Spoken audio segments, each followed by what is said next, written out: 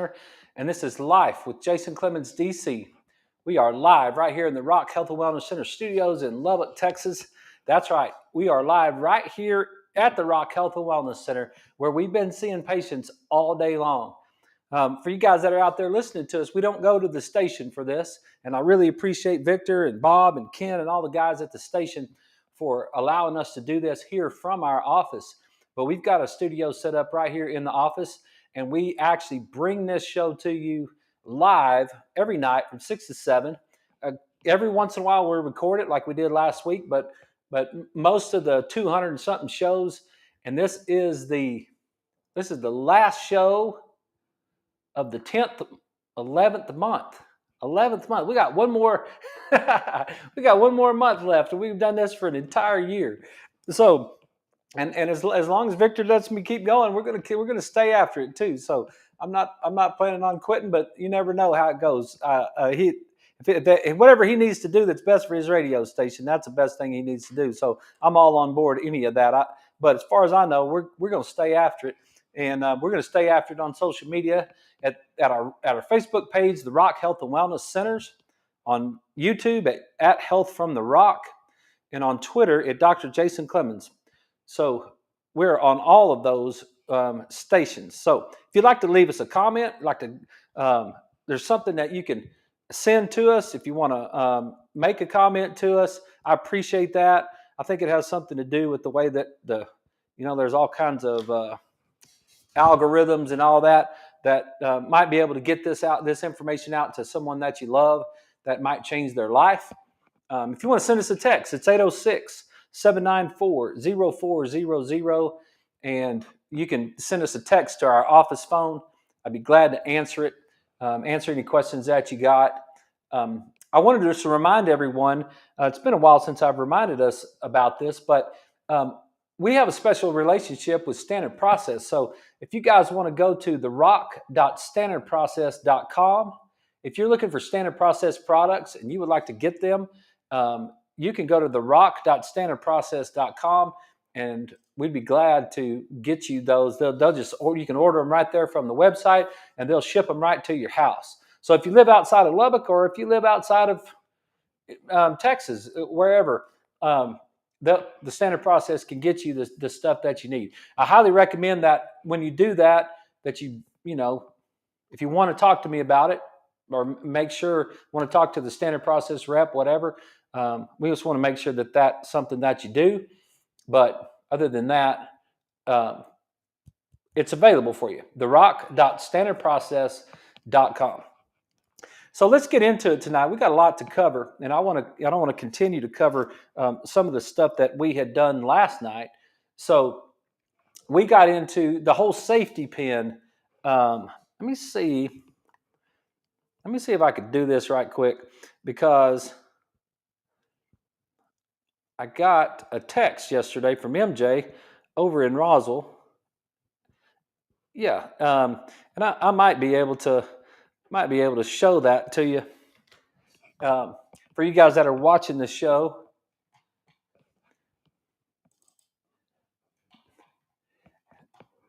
yeah. See if I can share that. Yeah. So this is a picture right here of a chiropractor, a doctor. I think he's a graduate now of Life College, but that's the safety pin. That's the safety pin. That's kind of what we were talking about this weekend. We were talking about the safety pin, and that's at Life College and just outside of Atlanta, Georgia, and that's what we were talking about yesterday. That's kind of the concept. It's a simple concept, and it's the concept of connection between your body. And I'll actually read to you what it says. There's a little plaque. I know you guys on the radio can't see it, but just imagine a big giant safety pin statue. That's what it is. And the plaque says, the closed safety pin was originally conceived as a chiropractic metaphor and represents the neurological process of connecting the brain with the body, thus coordinating all of the functions of life. It also represents the principles of how the body interacts with and adapts to the environment. Life University's vision statement, approved by the Board of Trustees in 2014, states that we believe these closed-loop systems work best when they are free from interference, and recognize that there are three interferences to the nervous system that interfere with the flow of information: physical trauma, environmental toxins, and emotional stress. Thus, the safety pin represents the intention of all programs at Life University to correct disruptive interferences to the optimum expression of life. The safety pin remains open as a daily reminder of our commitment to educate and care for the world, and by correcting the nervous system interference through our chosen discipline, the reconnecting of individuals with his or her innate potential and the environment that nourishes us. When we have corrected all interference in every person, we will then close the safety pin. Mission completed. And that's Guy Reekman, Life University Chancellor 2014. So that's actually a statue that they have and a plaque right there from Life College, and that's what we were talking about yesterday. And that's very beautifully written, I think. It's very beautifully written how that, it's just, that's the subluxation. That is the subluxation, and that's what the adjustment is all about. Basically, closing that safety pin, reconnecting your innate intelligence, life force with itself, giving you the opportunity to flourish and adapt to your environment.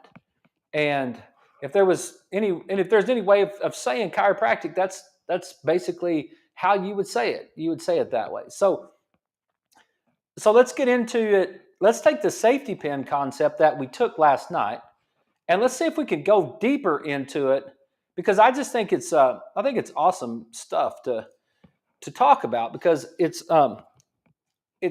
just that I had a patient come in today, and she was telling me about getting a Kenalog shot in her knee because she's having knee pain, and she's telling me about bilateral thumb pain, and she was telling me about the top of her foot hurting, and all the things that she was talking about. And she said, well, if I need a knee replacement, or I have to have a foot replacement because I've got arthritis, because the doctor told her she had arthritis in her foot.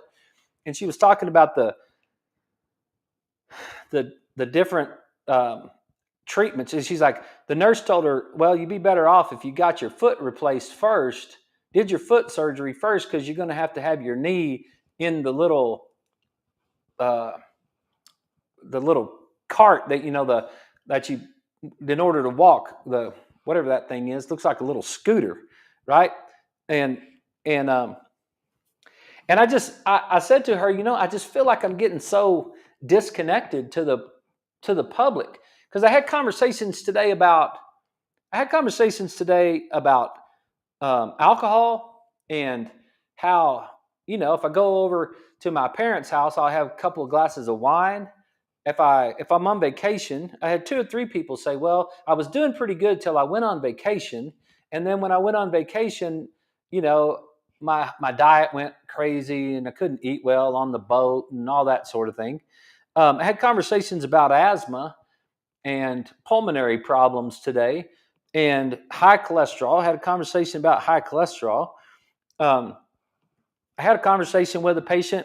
She asked me a really good question. She said, when do you dismiss a patient? And I was like, well, when they no longer have subluxation. And she's like, well, when was that? When is that? And I'm like, okay, whenever you don't have physical, chemical, and mental emotional stress. And she looked at me, she's like, I said, I've dismissed a couple of patients in my career, and I've dismissed them with the idea that because they were complaining about getting better. That's what I dismissed them. They were complaining about getting better. So I was like, yeah. It was like, well, dismiss them from care. It's like, well, sometimes we stop their billing. Like, if their insurance is not going to cover the certain types of care, your insurance wants pain management type of care. So if we don't have some reason to bill your insurance, then we might stop billing your insurance, but we're not going to dismiss you from care, not in a wellness office, Because you're under physical, chemical, and mental emotional stresses. That's what the poster just said that we just read, right? Um,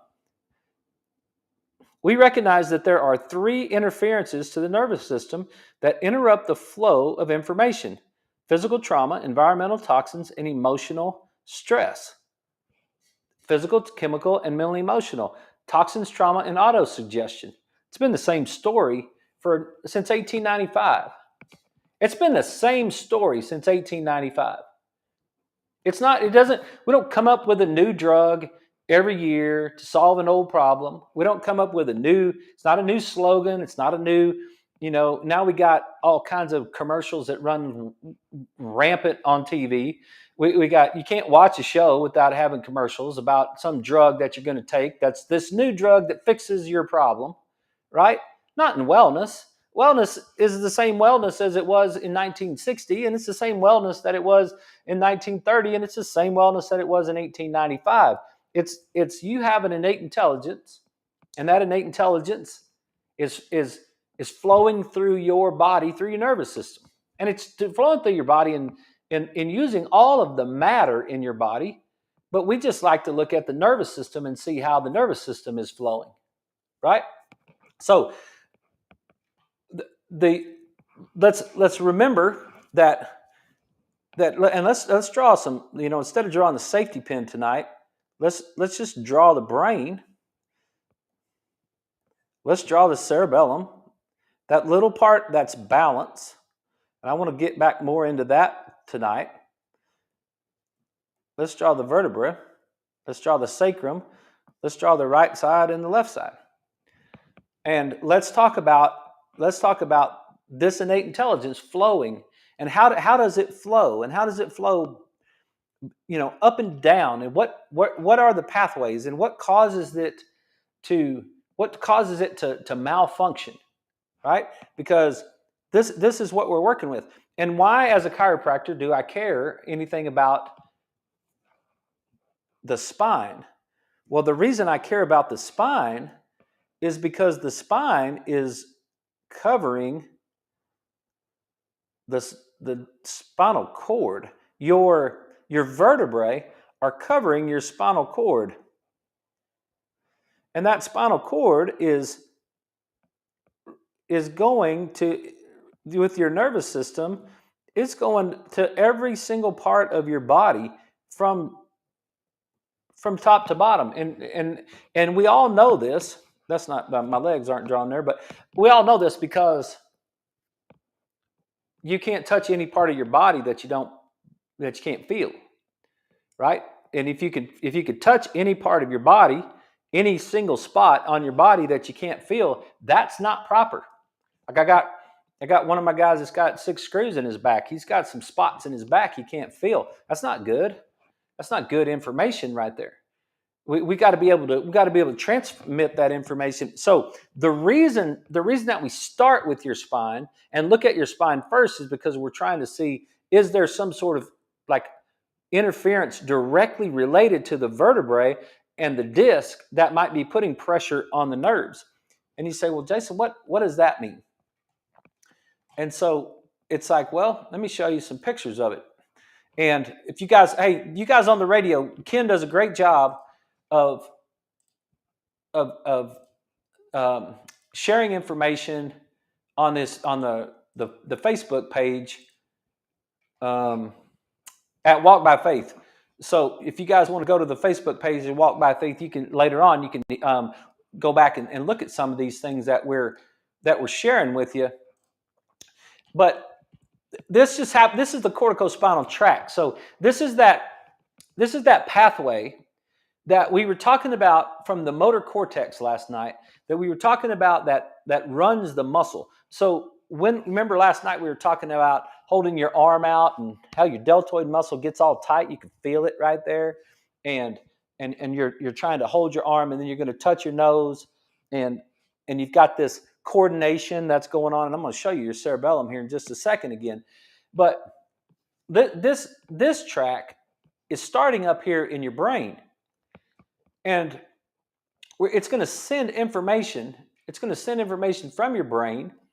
And it's got your motor cortex that's up here in your brain, and we're going to get information that's traveling down to the body.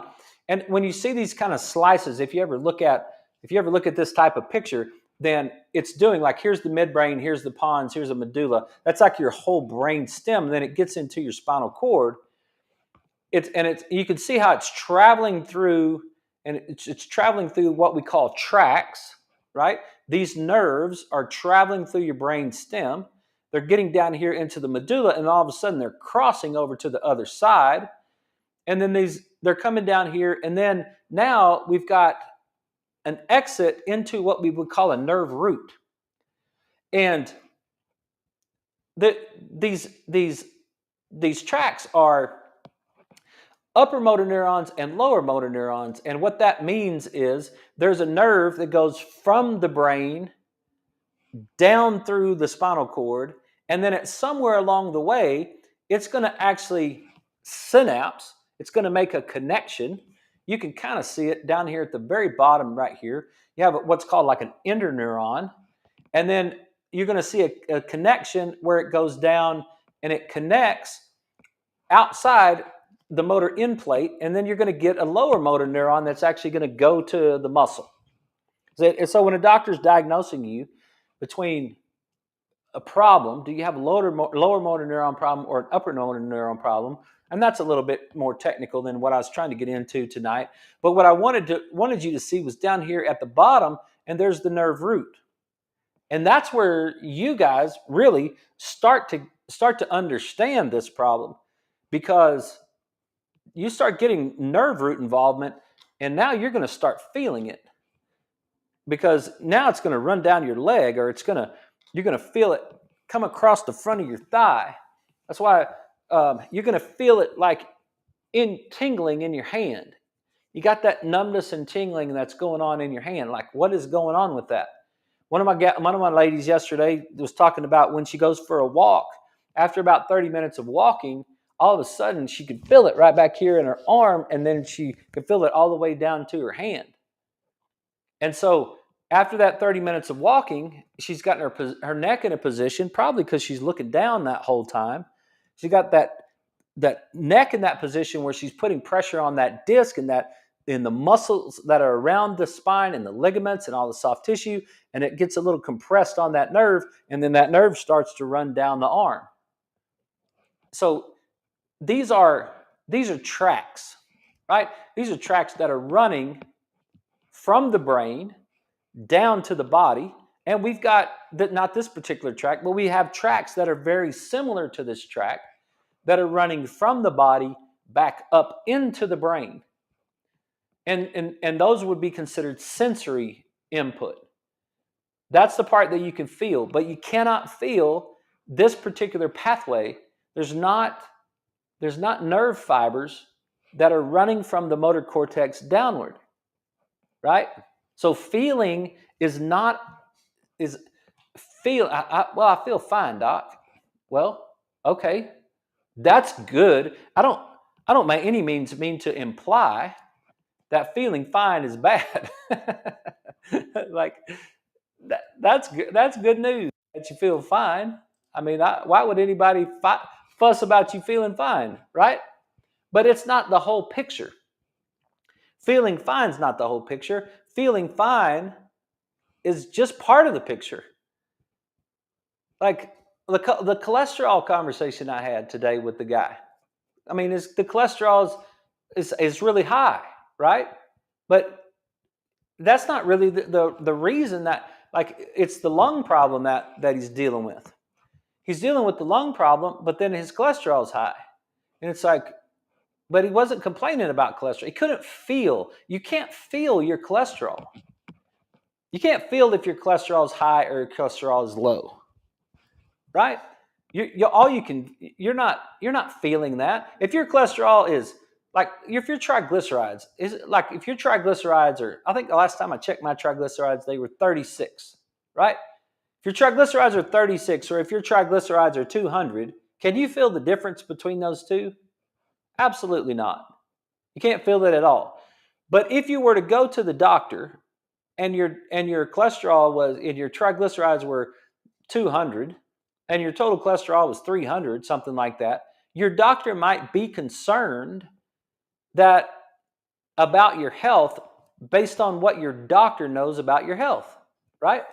And your doctor might want to say, I think it's a really good idea for you to start treatment to get that down. That would be the medical model would say, hey, I think it'd be a good idea for you to start treatment to get that to come down, right?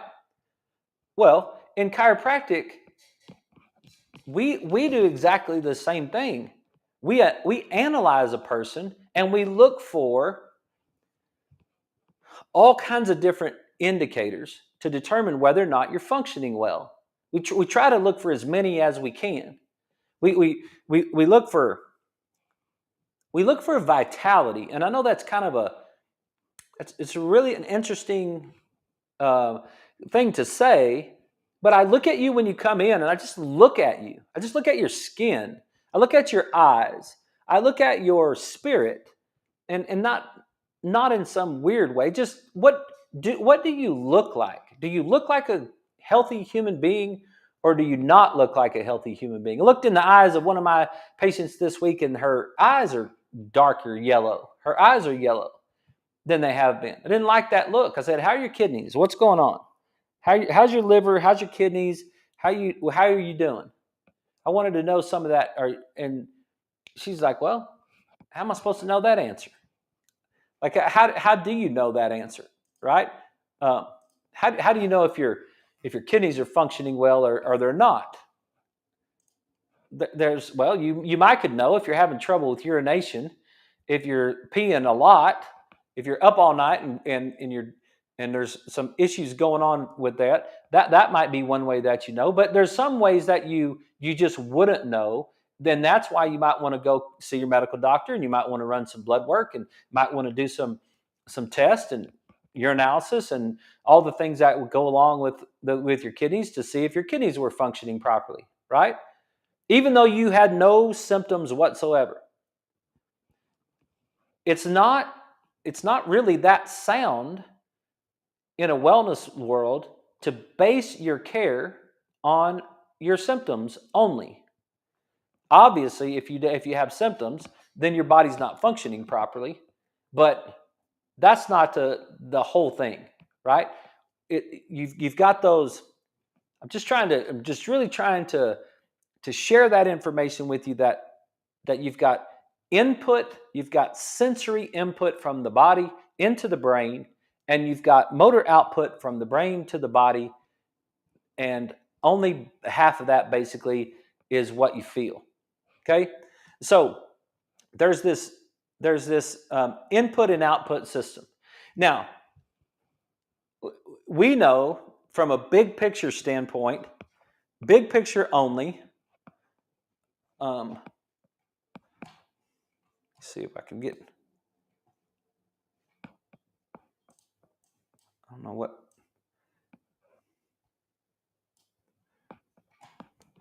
There we go.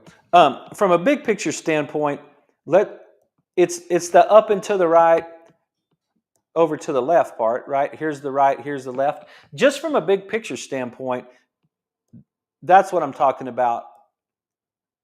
Input to the right side, over to the left side. Now I could map a lot of stuff out just with that, but I don't want to talk about the big picture tonight. I want to talk about a little bit more specific stuff, and I want to talk about it to get you to really start to understand the mechanisms. And so I wanted to show you, well, we're getting a little close to the break.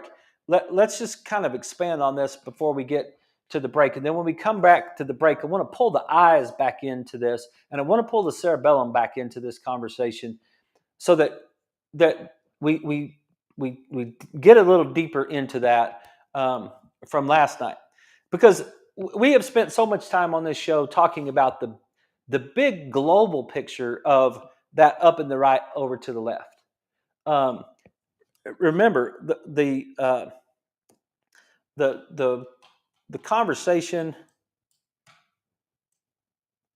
Why that keeps going down? In that left hemisphere, I had a 11-year-old child today. That was a new patient. we got ADD problems, and we have anger problems. Those are both left hemisphere issues. That's lack of focus, attention deficit disorder, right? Which is way overused. Attention deficit, but except if you're playing video games, then you have attention surplus disorder. But no one wants to talk about that, right? But that's a left hemisphere problem that's going on. That the anxiety part is over here, and depression. And so we talk about this a lot on the show. And when we get back from the break, I just want to show you some specific pathways. I want to show you some specific pathways, and I want to talk about some specific things that we're doing in the office to treat the way that your brain functions and the way that your body functions. So we'll be right back right after these messages. Stick with us.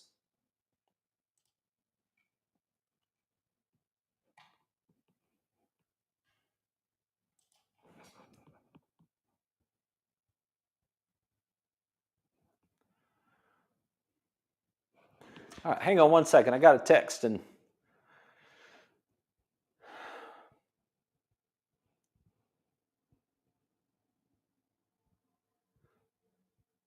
okay, that will be after. That will be an after the show answer right there. I will answer that. Thank you for sending that text.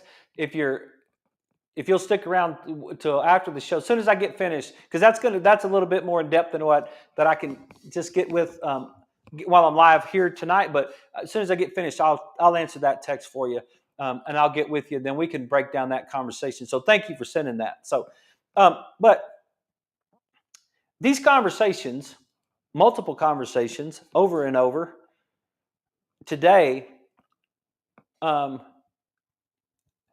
they were pretty cool, I thought. I mean, it's like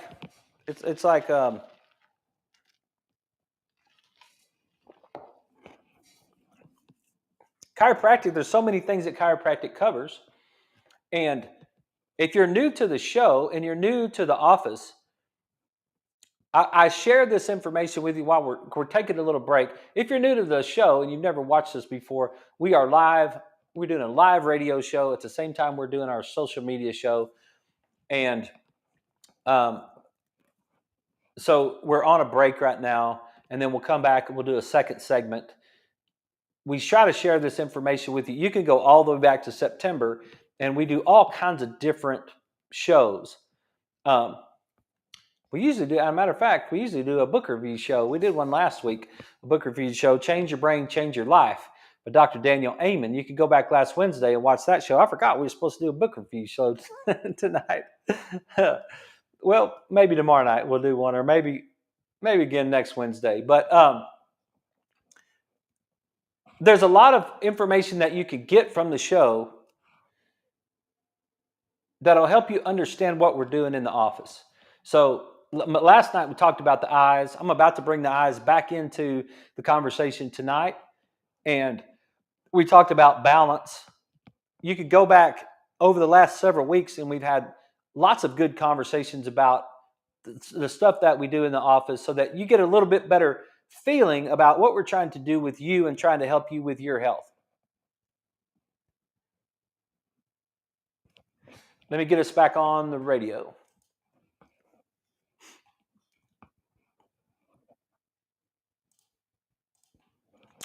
Okay, everybody, we're back. This is Life with Jason Clemmons, DC. We are live right here from the Rock Health and Wellness Center studios, and we're talking about brain and brain function and subluxation and overall health, and trying to share with you as much information as we can to help you get to live a better life. So let's bring the eyes back into it, because we talked a little bit about it last night, and we talked about the pathways of the eyes. And let's just start with this one. And this is just the primary visual cortex. So I wanted you to look at this picture, because I wanted you to see, several different things. I wanted you to look at this picture and see that Like your eyeballs, first of all, Dr. Huberman did a good job last year of really convincing me or showing me that when we draw a brain, we really should draw the eyes with it because the eyes are part of the brain. The optic nerve is part of the brain. We don't mind drawing all those little nerves, but that's really connected to the eyeball, and that it's really part of it.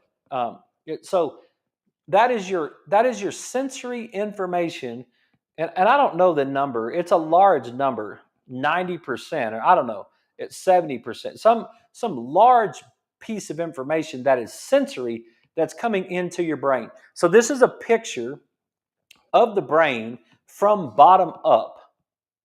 So when we look at this picture, this would be the right side, this would be the left side, and we're looking at the brain from the bottom up.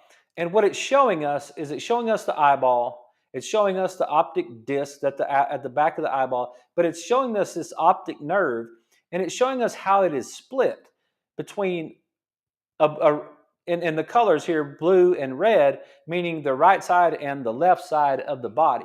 The red one would represent, it's hard to understand because this would be flipped upside down, but we're looking at it. Obviously, this is the front of the brain, this is the back of the brain, and we're looking at it from the bottom up. And so this red side represents the right side, and then the blue side represents the left side. So let's talk about the right side.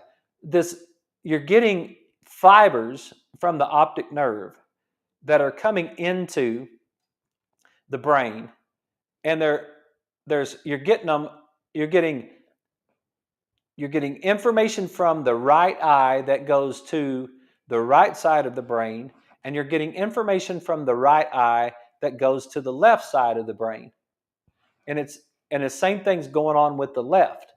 You're getting part of the information that's coming in from the left eye is crossing across into the right side of the brain, and then part of the information that's coming in from the left eye is staying over here on the left side.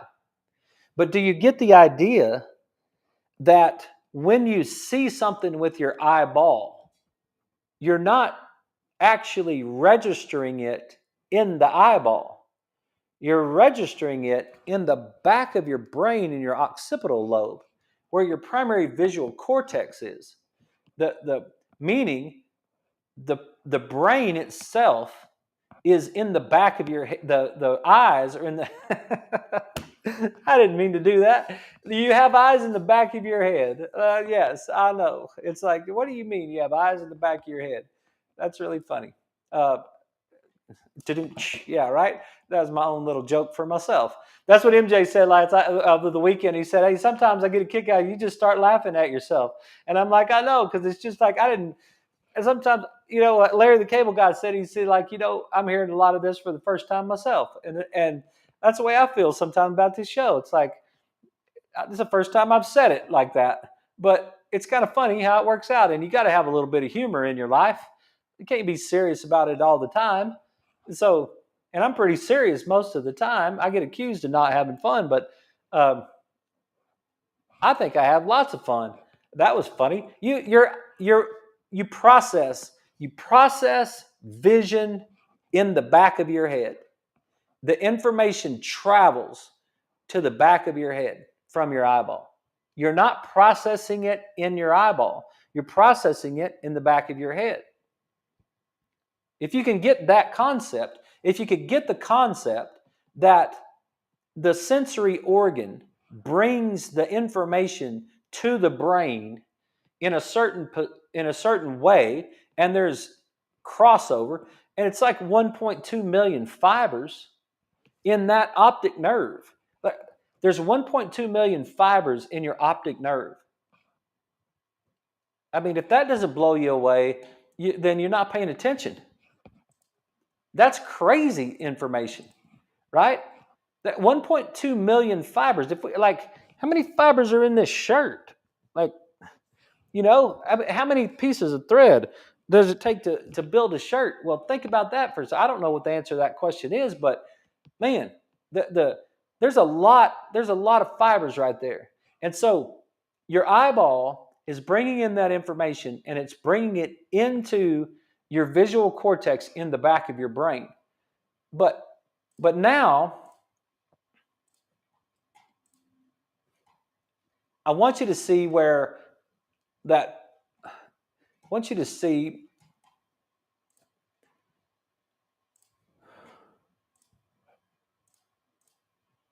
somewhere there. I want you to see that one. Okay.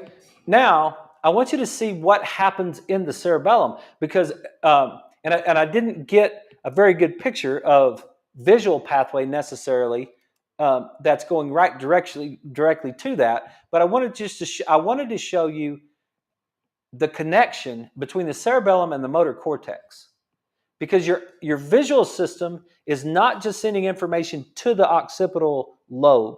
Your visual system is actually, the occipital lobe is now taking that information, and some of that information is going up into the parietal lobe and up into the frontal lobe.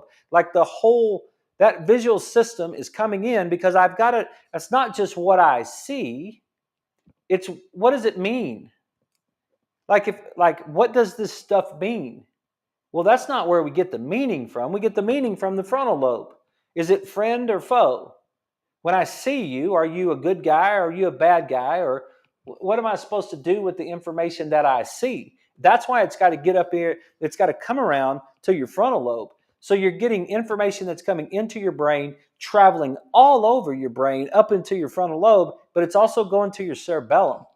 And it's going to your cerebellum so that you can have balance, coordination, and posture, and maybe 1,000 other things going on in the cerebellum. There's a lot going on in the cerebellum, but look at the pathway and how you can see, and I don't know if you guys could see this on the radio, but I mean on the TV, social media, but when you have a circle with the line, and then you got the little V on the other end of it, that's representing the beginning stages of the nerve, and then the synapse point where it's going to synapse with the next nerve in line.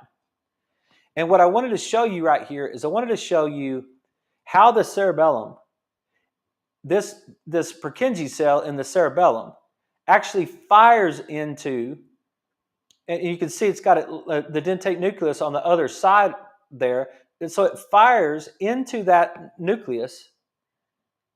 The cerebellum is, there's relay stations along the way, and then it's going to cross through. That's the superior cerebellar peduncle, and then now we're going to cross into the red nucleus on the other side, and then we're going to bypass that. We're going to go right through the middle of it, and now we're going to get up into the thalamus and the different parts of the thalamus, and now we're going to go up into the motor cortex, because we're going to make a plan. The cerebellum is going to make a plan about how we're going to move, and then the cerebellum is going to communicate that information up into the motor cortex in the brain. There's a plan. There's a plan of movement. Now, if you were to take this picture before the plan of movement, if you were to take this picture and you were to say that first thing that happens, let's just say that, because this would be kind of representing the back. So this would be considered the right side. This would be considered the right side of the cerebellum, and this would be considered the left side cortex, right? But let's imagine first that before any of this took place, we had this pathway that came up into this right hemisphere that wanted to know, where is he going? What is he doing? It's the unknown part of it, right? Where is he going? Is he going anywhere as he's sitting down? No. He's not going anywhere when he's sitting down, but as soon as he stands up, okay, now where's he going? That right hemisphere lights up, and it's like, hey, whoa, where's he going? And then it asks the left brain, where's he going? And the left brain says, well, it looks like he's going over there. Well, then the left brain has to send a signal down to the cerebellum and say, make me a plan on how you're going to go over there. And then the cerebellum is going to make a plan, and it's going to send it back up to the motor cortex, and it's going to tell the left hemisphere, okay, I got a plan for how to go over there. Then the left hemisphere is going to communicate that back across to the right hemisphere and say, okay, we have a plan about how we're going to go over there, and this is what it is. Is that what you want? And then the right hemisphere is going to say, yes, that's what I want, go. And so then I'm going to step. Yeah. And then I'm going to step. Like what? Like what just happened? All that neurology just happened, and I haven't even taken a step yet. And it happened like a lightning bolt. Like it happened so fast. It was just like right side, left side, cerebellum, left side, right side, bam, yes, go, poof, like that. And that happened so fast. That's what I was trying to say yesterday on the show was when we draw these pathways out, and we talk about how the brain works. We really have to be careful as to not get too arrogant in our thinking, because all of that stuff happened in a split second. All that stuff happened in the brain. It was like lightning. It was just a split second of all that information at the same time that the brain was taking in information from the liver and the kidney and the stomach. At the same time, the brain was directing you about stomach acid and telling you to make hormones and directing all kinds of function going on. And there's so much going on. There's so much going on inside the brain that it just is amazing. It keeps those of us that study it in awe. It's humbling every day to get to work on the nervous system. And I've been doing it for 20 years, and it's humbling. It's literally amazing what's happening. And we don't know everything that's happening. No doctor knows. No doctor knows. The smartest neurologist on the planet doesn't know all of the synapses that are taking place all of the time. There's 3 trillion bits of information per second firing into the brain, right? But we have mapped out certain things, and a lot of times they've mapped it out because someone got injured somehow. There's a guy that got a spike run through his head, and it changed his personality. They talk about that in the Master and His Emissary, and there's war people that have gotten injured, and it's like, whoa, the bullet went through this area or something like that.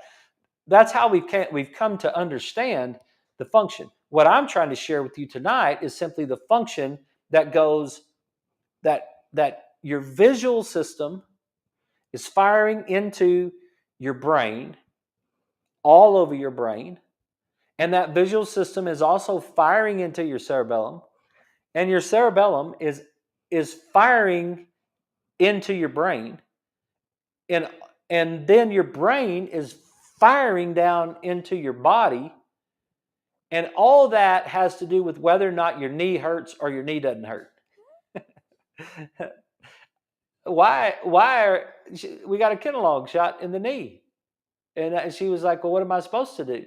And I said, why don't you figure out why your knee's not functioning properly? That would be my option. Why wouldn't you figure out why is your knee creating pain? What is it about your leg that's not functioning properly that's causing your knee to hurt? Why is your foot hurting? Why are the joints in your thumbs hurting on both sides? It has to be global. It can't be specific nerve compression on one nerve root on my right side that's causing my left thumb to hurt. That's not, and I might hit the spinal cord, but when you got bilateral thumb pain and you have knee pain and you have foot pain, then we've got to have some sort of global aspect going on. So we better look at your physical, chemical, and mental emotional stresses combined, not just your physical stresses. And it's like that's a way that the body works. That's how your body works. Your brain is sending information down to your body.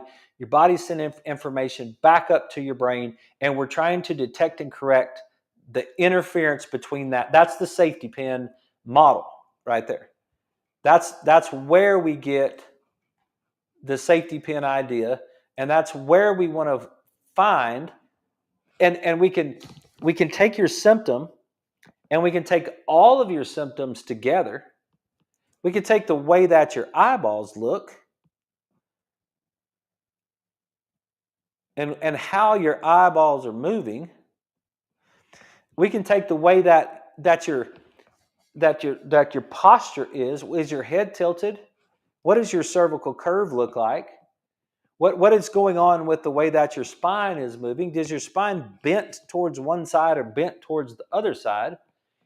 So that's the process in our office that we're going to go through, and we're going to start to look at all of those things for you. We're gonna take you through a process, and I'm gonna go through. And the first thing that you do when you come into our office, you fill out your paperwork. When we take you back, I'm gonna check your heart rate and your oxygen saturation. Okay. Oh, lost my.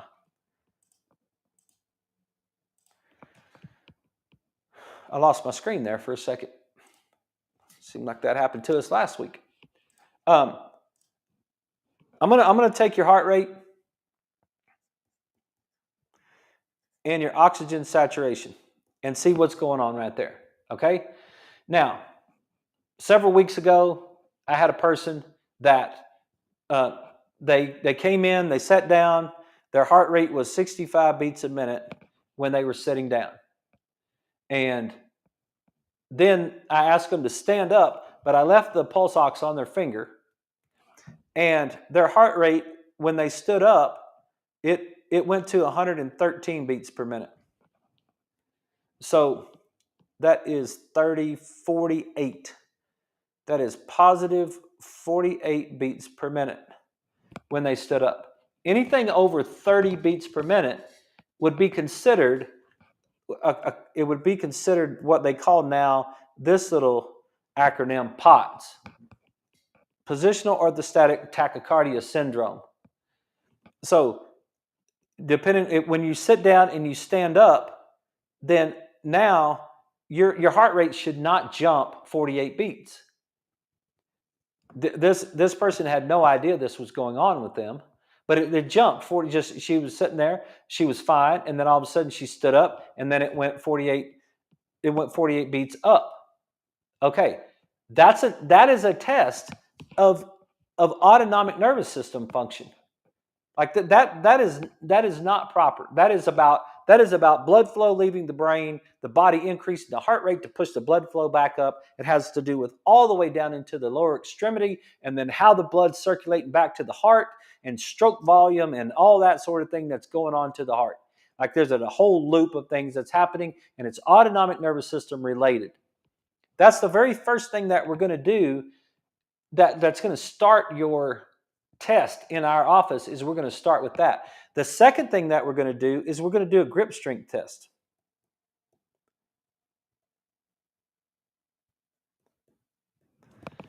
And why am I testing grip strength? Is it grip strength because I'm trying to find out how strong you are? No, it's grip strength because I'm trying to find out what's going on with your brain.